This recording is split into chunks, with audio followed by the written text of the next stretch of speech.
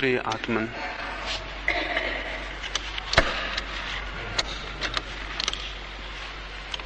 रात्रि को साधना की प्रारंभिक भूमिका कैसे बने,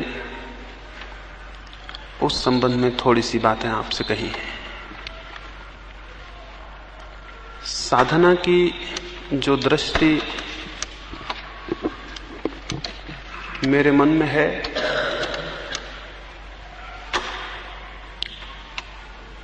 वो किन्हीं शास्त्रों पर, किन्हीं ग्रंथों पर, किसी विशेष संप्रदाय पर आधारित नहीं है।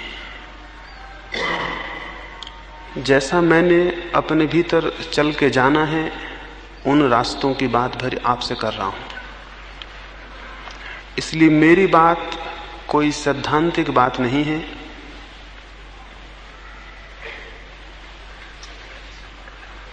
उस पर जब मैं आपसे कह रहा हूं कि आप चलें और देखें, तो मुझे रत्ती भर भी ऐसा ख्याल नहीं है कि आप चलेंगे तो जो पाने की आपकी कल्पना है उसे आप नहीं पा सकेंगे।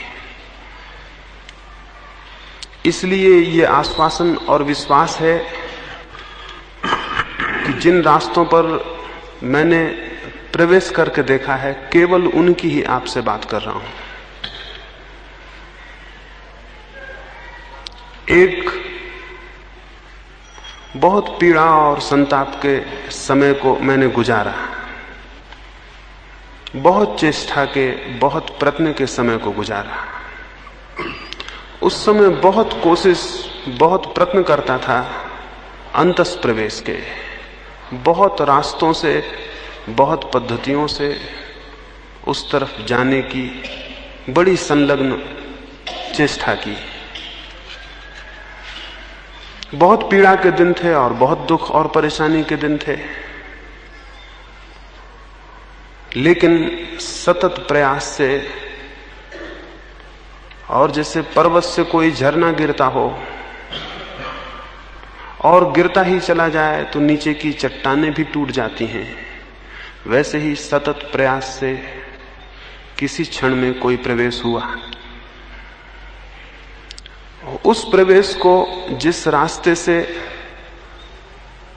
मैंने संभव पाया, सिर्फ उसी रास्ते की आपसे बात कर रहा हूं। और इसलिए बहुत आश्वासन और बहुत विश्वास से आपको कह सकता हूं कि यदि प्रयोग किया तो परिणाम सुनिश्चित है।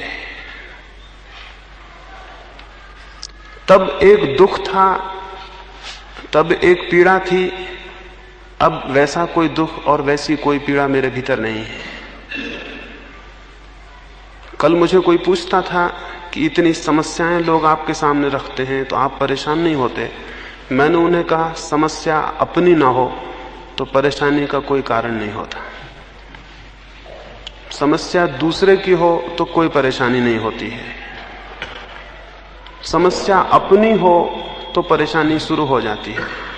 मेरी कोई समस्या इस अर्थों में नहीं है, लेकिन एक नए तरह का दुख अब जीवन में प्रविष्ट हो गया।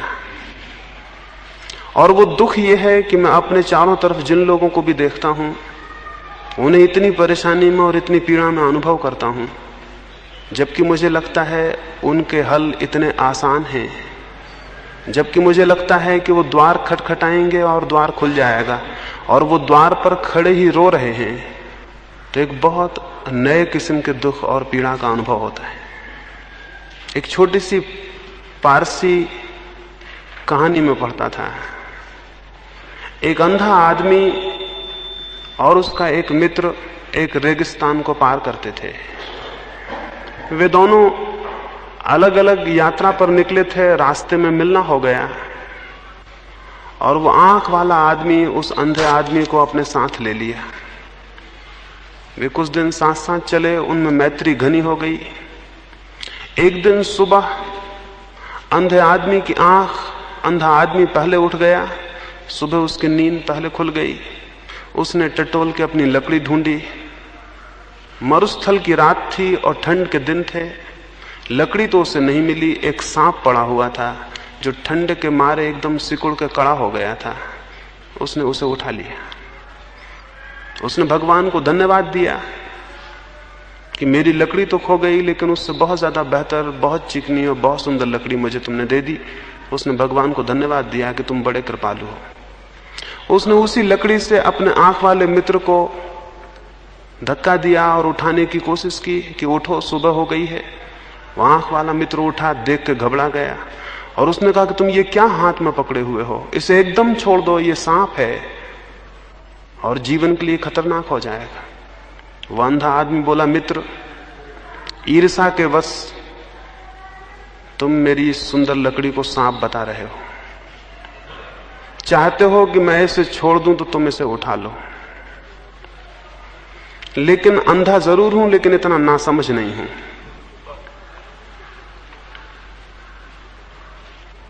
उस आंख वाले आदमी ने कहा, पागल हो गए हो, उसे एकदम छोड़ दो, वो सांप है और जीवन का खतरा है। अंधा आदमी हंसा और बोला, तुम इतने दिन मेरे साथ रहे लेकिन ये न समझ पाए कि मैं भी समझदार हूं।